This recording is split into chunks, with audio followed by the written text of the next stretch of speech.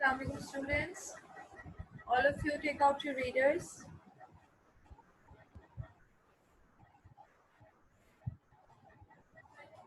Open your books, page number 93.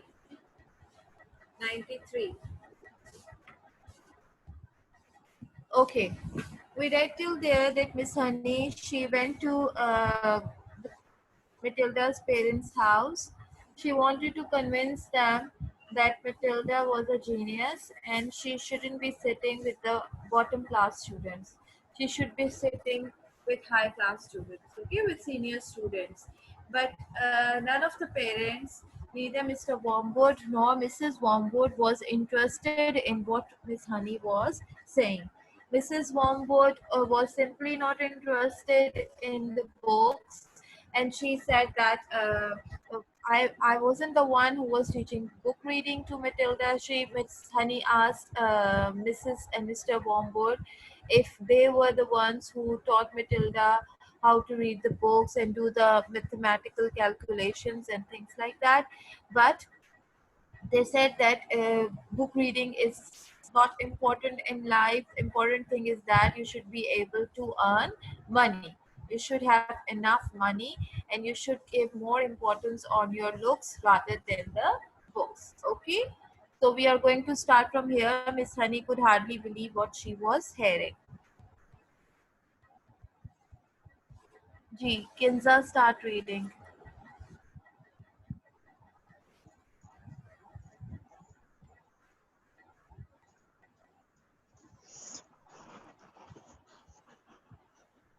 Miss Honey could hardly believe what she was hearing. She had heard that parents like this existed all over the place and that their children turned out to be delinquents, Delinquents and dropouts. delinquent and Delinquents and dropouts. dropouts. Write down the meaning. Delinquents means young offenders or young criminals. Okay, means children who do crime. They are known as delinquents. Delinquents, children or young people. Young people means the young children who do crime. Dropouts means if you do not complete your school or your college. Okay, then you're a dropout. Like somebody expel you out. Yes, continue. But it was still a shock to meet a pair of them in the flesh.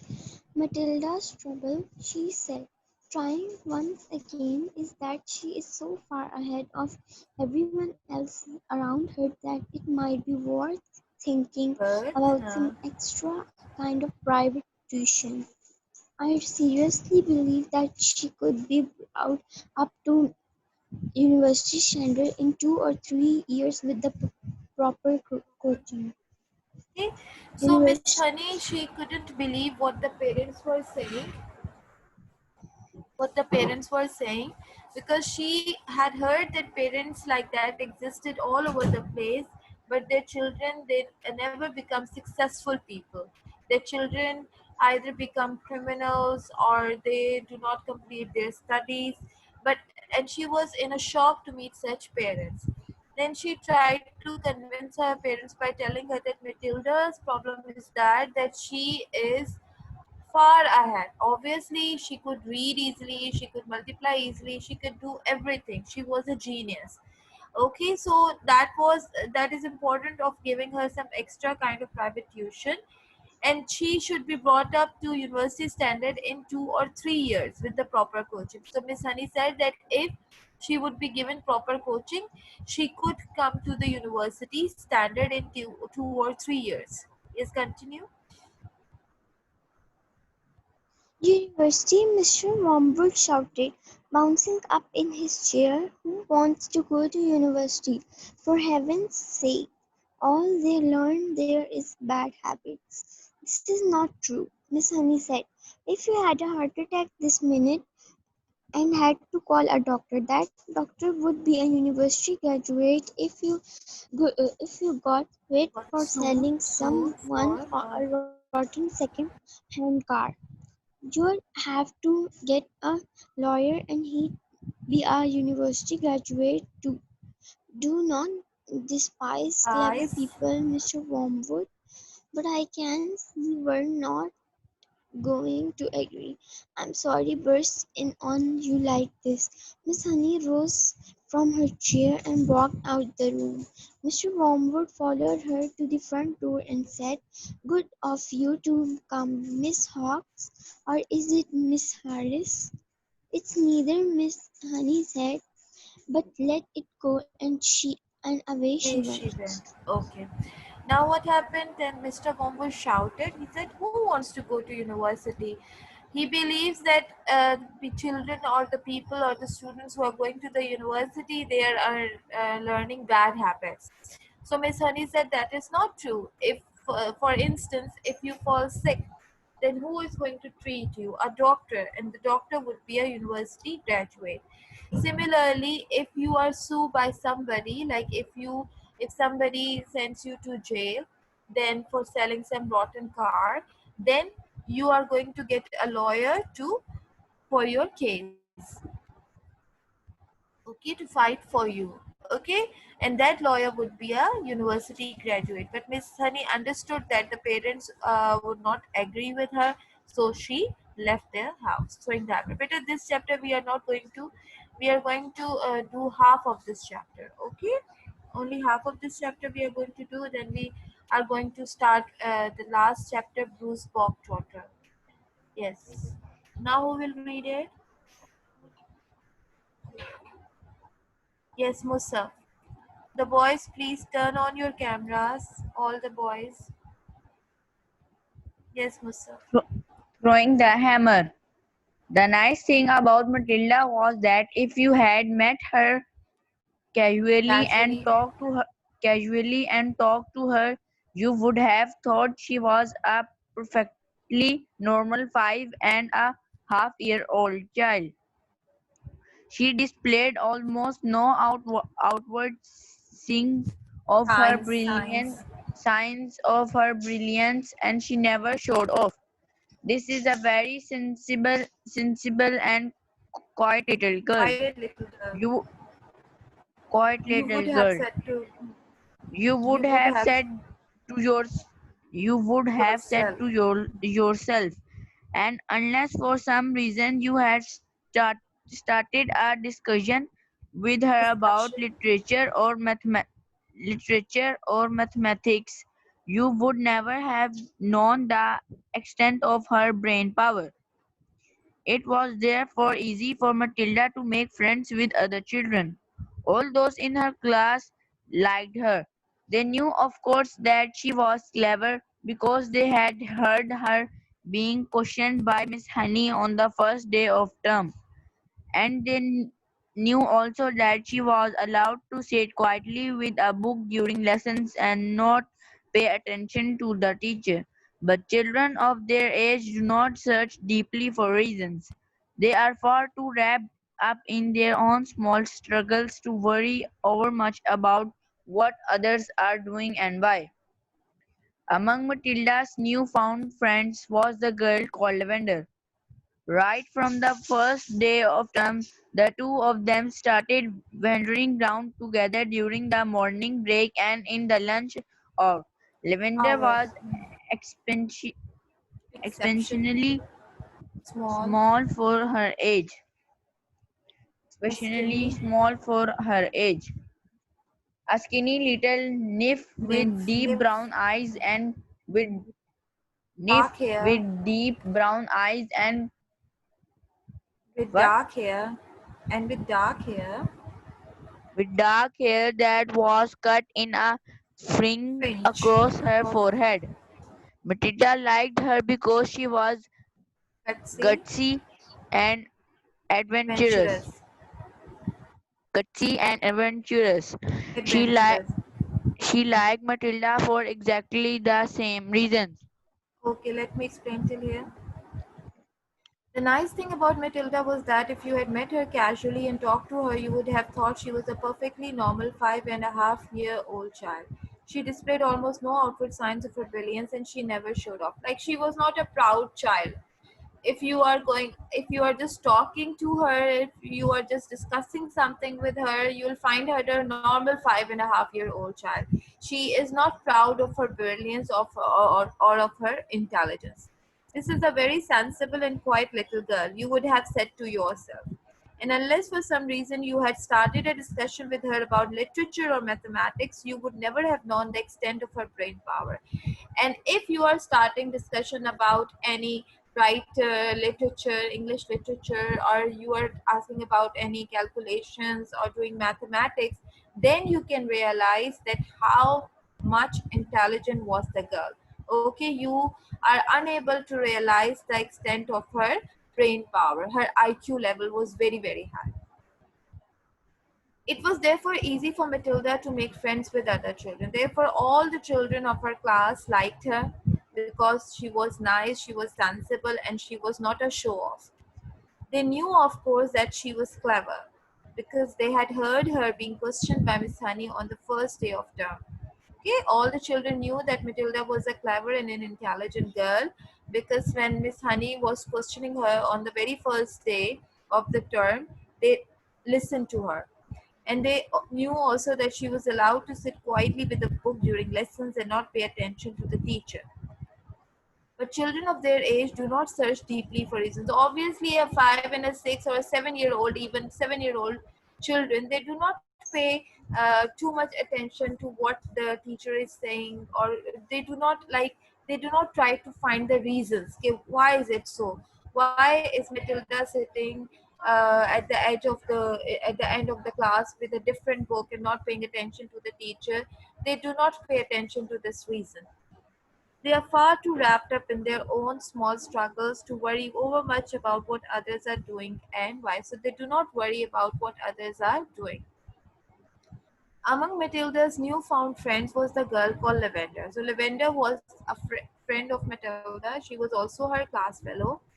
Right from the first day of term, the two of them started wandering round together during the morning break and in the lunch hour. Lavender was exceptionally small for her age, a skinny. Skinny means very thin. Little nymph. Nymph means a beautiful young girl. Okay, so skinny is thin. Nymph, note down the meanings. Nymph, a beautiful little girl with deep brown eyes and with dark hair that was cut in a fringe. Fringe means if your hair are coming on your forehead. Okay, sometimes you cut your hair in a way that your hair are coming on your forehead. That is known as a fringe. So Lavender was very thin, very little, very small, beautiful girl. Her hair were cut in a fringe. Matilda liked her because she was gutsy. Gutsy means brave. But gutsy means brave and adventurous. She liked Matilda for exactly the same reasons. Both Matilda and Lavender were gutsy and adventurous. Gutsy means brave and courageous. Okay. Now who will read it? Shahmeer.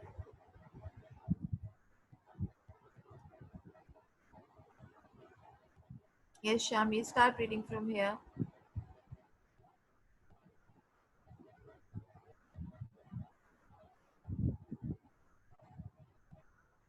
Okay, Roma, you can read.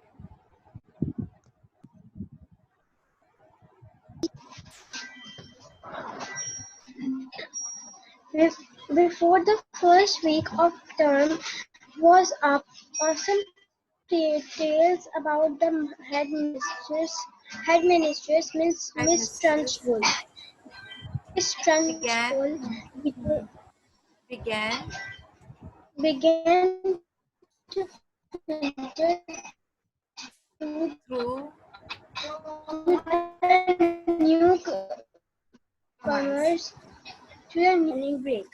They were were approached by the rugged, rugged rugged, rugged. 10-year-old rugged with a boil on her nose called Hortensia.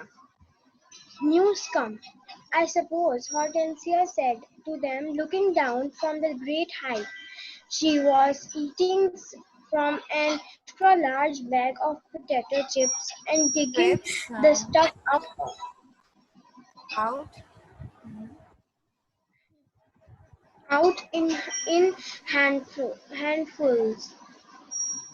Welcome to Brostol. She Hostel. added sprays Welcome. bit Brostol.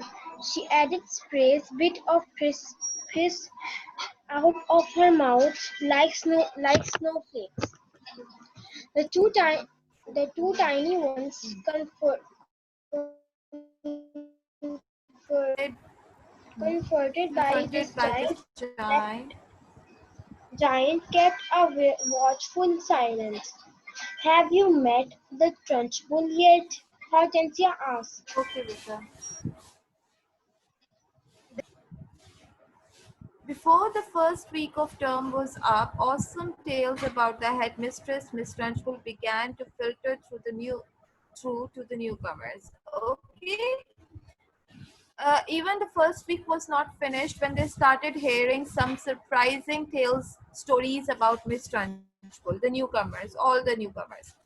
Matilda and Lavender, standing in a corner of the playground during morning break on the third day, were approached by a rugged means rough, not properly dressed up, okay, not in a decent manner, rough girl. She was a 10-year-old girl, and her nose looks like she has put something on the edge of her nose. Her name was Hortensia. New scum. Scum means dirty substance. Scum means dirty substance. So she called Matilda and Lavender as new scum. Oh, so you are the new scum, I suppose. Hortensia said to them, looking down from her great height. She was a tall girl and she was just looking at them and she was like making fun of them. She was eating from an extra large bag of potato crisps and digging the stuff out in handfuls. She was having a very big packet of potato crisps and she was quickly eating it. Okay, she was like taking out the crisps in her hands and just putting them into her mouth. Welcome to Boston. Boston is an institution where young criminals are kept. Okay? Like if a 10-year or 7 or 8 year child has done a crime, then the child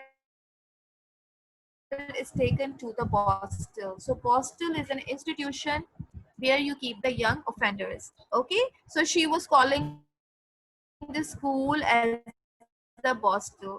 She added, spraying bits of potato out of her mouth like snowflakes. Okay? Like the chips were coming out of her mouth like snow droplets are falling. The two tiny ones, confronted by this giant, kept a watchful silence. Matilda and Lavender kept looking at Hortensia quietly. Have you met the Trunchbull yet? Hortensia asked. We have seen her at prayers, Lavender said, but we haven't met her. Lavender said that when we were in the prayers room, we saw her there, but we haven't met her. Okay. Yes, Mudassir, start reading. We have seen her at prayers, Lavender said, but we haven't met her. You have got a treat coming to up, Hortensia said. She hates very small children. She therefore loads, Loads, loads, loads the loads, huh? loads the bottom class and everyone in it. She thinks 5-year-old are grubs that haven't yet hatched out invent another Fistful, hmm, fistful, fistful of grapes fistful of grapes. And when she spoke again, out spread, spread, spread the crumbs. If you survive your first year, you may just manage to live through the rest of your time here. But many doesn't survive. They don't survive, don't don't survive. survive. Don't survive. They get carried out on stretchers, Stretchers, screaming. I have seen it often. Hortensia paused to observe the effect these remarks were having on the two teachy ones. ones. Not very much. They seemed pretty cool. So the large one decided to regale them with Regale them. further regale them with Information. further information. I suppose you know the Trunchbull has a lock-up Cupboard. in her Quarters. private quarters called the Choki. Choki. Have you heard about the Choki? To this, Matilda and Lavender Lavender. shook Lavender shook their heads and continued to gaze up the The giant. giant. Being very small, they were Inclined. inclined to mistrust and create that was large than they were, especially senior Senior girls. girls. Senior girls, The the choki. Choki Hortensia Tensia. went Hortensia went on is a very tall but very narrow cupboard. The Cupboard. floor is only 10 inches square, so you can sit down or Squat on it. squat in it. You have to stand, and three of the walls are made of cement with bits of broken glass sticking out of all, so you can't lean against them. Lean against You them. have Okay. to You lean have to. against them. You have to stand more or less at attention all the time. When you get locked up in there, it's terrible. Can't you lean against the door? Matilda asked. Don't be daft, Daft. Hortensia said. The door's got thousands of sharp, spiky nails sticking Spiky. out, Spiky. spiky Spiky nails, nails. spiky nails sticking out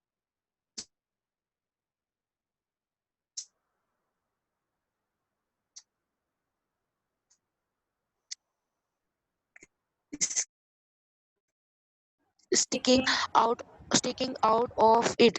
They been there. Lavendrius asked. My first term I Okay. Okay, Minister. Now I'm going to explain to you. Note down the important meanings. Hmm.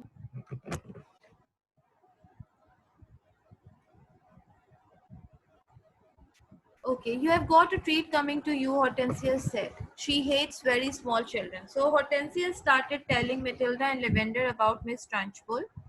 She said that Miss Trunchbull hates small children. She therefore loathes means hate. Loathes means hate, Hates. So she therefore loathes the bottom class and everyone in it. So Hortensia said to Matilda and Lavender that Miss Trunchbull hates the bottom class children. She thinks 5-year-olds are grubs. Grubs means larva, like insects which have not come out of the eggs. Are grubs, they haven't yet hatched out. Hatched out means they haven't yet come out of their eggs. Invent another fistful. Fistful means handful of crisps, and when she spoke again, small children, and she believes that the small children are just like larvae and which have not hatched out yet. If you survive your first year, you may just manage to live through the rest of your time here, but many don't survive. They get carried out on stretchers screaming. So she was trying every possible bit of her, every possible effort to scare both of the little girls. Okay, she said that if you are going to survive, like if you will stay here for first year, then it's easy for you. You can spend rest of the time easily over here. But many of the children don't survive and they are carried out on stretchers. I have seen it often. Hortensia paused to observe the effect these remarks were having on the two titchy ones. Titchy means small. Titchy means small. Not very much. They seemed pretty cool. So the large one decided to regale. Regale means amuse, entertain, with further information. So Hortensia said, look at this. at their faces, but they were not disturbed and they were looking cool. Okay, so she decided to entertain them with further information. I suppose you know the Trunchbull has a lock-up cupboard in her private quarters called the Chokey. Have you heard about the Chokey? Matilda and Lavender shook their hands and continued to gaze up at the giant. But both of the girls shook their hands because they didn't see the Chokey. And they continued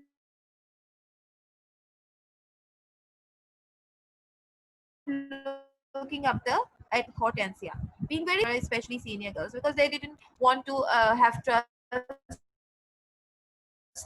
or to trust a senior girl. The chokey Hortensia was made of cement with bits of broken glass sticking out of it. The floor is only 10 inches square, so you can't sit down or squat in it. Squat means to bend down on your knees. Okay, so she says that the chokey is a very narrow cupboard. It's so narrow that you cannot even sit down or you cannot even bend down your knees. You have to stand, and you have to stand still without making any movement. And three of the walls are made of cement with bits of broken glass sticking out all over.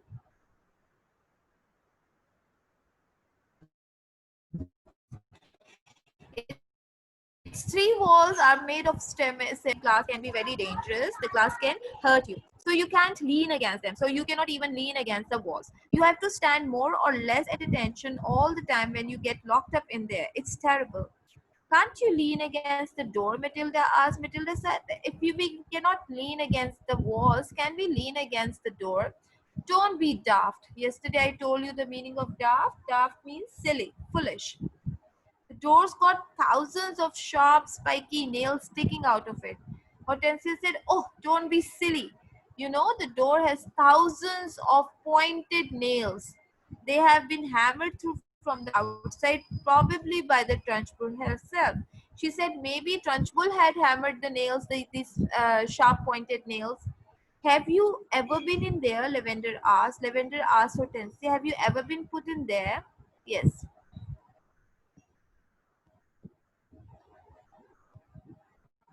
Yes, Maria Mujib.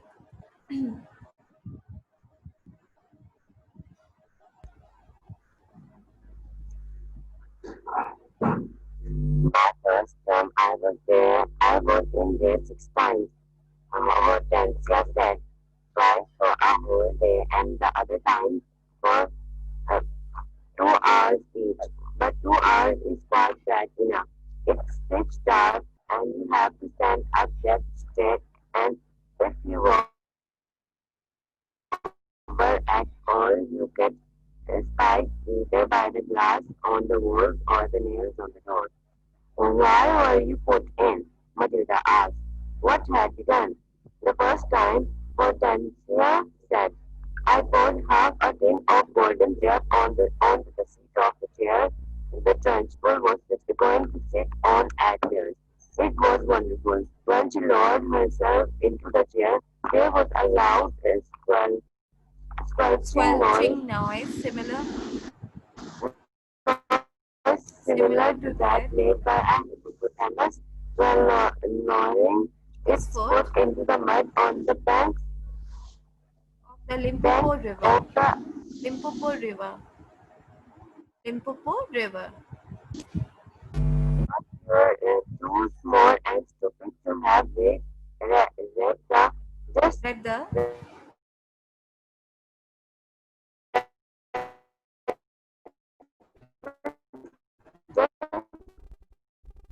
so stories. Aren't you?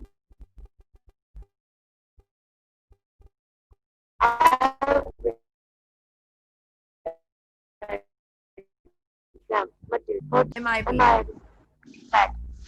Read the The golden golden syrup. syrup. The squirrel was beautiful. And when she jumped up again, the chair sort of stuck to the seat of those awful green breeches. Awful.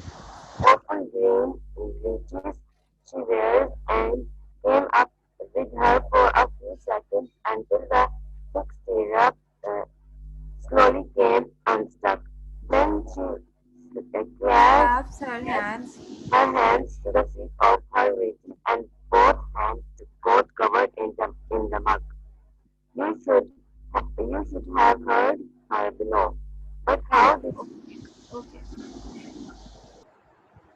Now what happened? Matilda asked. Hortensia said that my first time I was in there 6 times. During her, Hortensia started telling the children that during her first term, when she joined the school for the first time, she went in the choki 6 times. Twice, 2 times for the whole day, and other times for 2 hours each. But 2 hours is quite bad enough. It's pitch dark and you have to stand up dead straight, and if you wobble at all, you get spiked either by the glass on the walls or the nails on the door. So she said that 2 hours is a pretty long time because you have to keep standing straight, otherwise, you are going to be spiked by the glass on the walls or the nails on the door. Matilda asked Hortensia, but why were you put in the choky? What had you done? The first time I poured half a tin of golden syrup onto the seat of the chair the Trunchbull was going to sit on at prayers. It was wonderful. When she lowered herself into the chair, there was a loud squelching noise similar to that made by a hippopotamus when lowering its foot into the mud on the banks of the Limpopo River. But you are too small and stupid to have read the Just So stories, aren't you? So she said that I put golden syrup on her chair, and when Miss Trunchbull sat on her chair, she made a squelching sound just like a hippopotamus. Then she asked Matilda, you are just too small. How can you have read the Just So stories? Matilda said, I've read all of them. You're a liar, Hortensia said amiably. Amiably means in a friendly manner. You can't even read yet. But no matter. So when the Trunchbull sat down on the golden syrup, the squelch was beautiful. The squelching sound which came was beautiful, and all those the liquid spoiled her green breeches. Breeches means the trousers. Then she, so that is why she locked me up in the choki. But how did she know it was you? Lavender asked. A little squirt called Ollie Whistle sneaked on me, Hortensia said. I knocked his front teeth out. She said, as a little boy, a little drum called Bog Whistle, and he told Miss Trunchbull about this thing. And then I knocked his front teeth out. And the Trunchbull put you in the choki for a whole day, Matilda asked, gulping. All day long. Okay, beta, we are going to read, complete this chapter till here. And yes,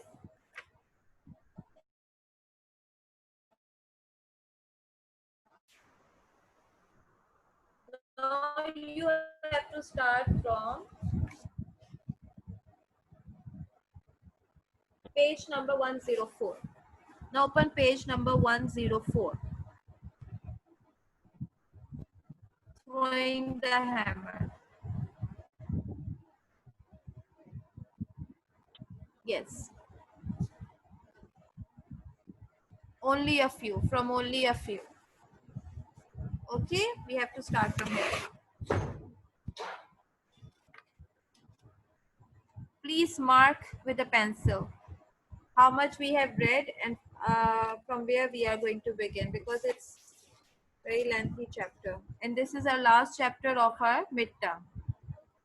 Gee, who will read it? Kaleen. Only,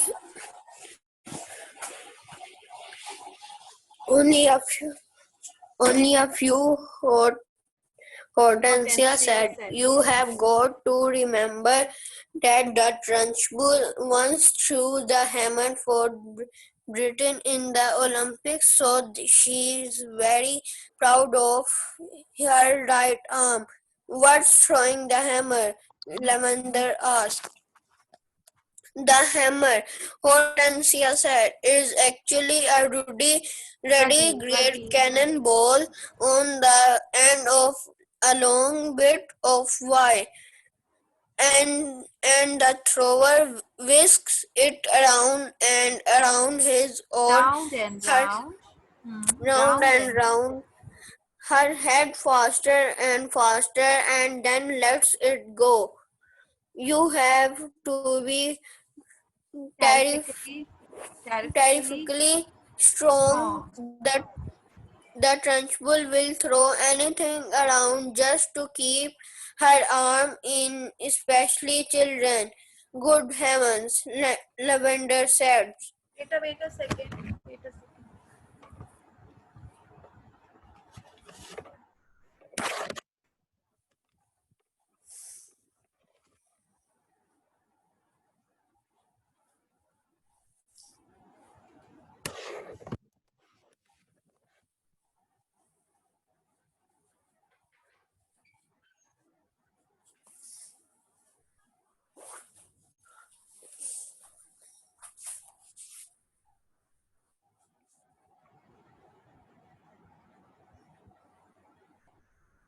Yes.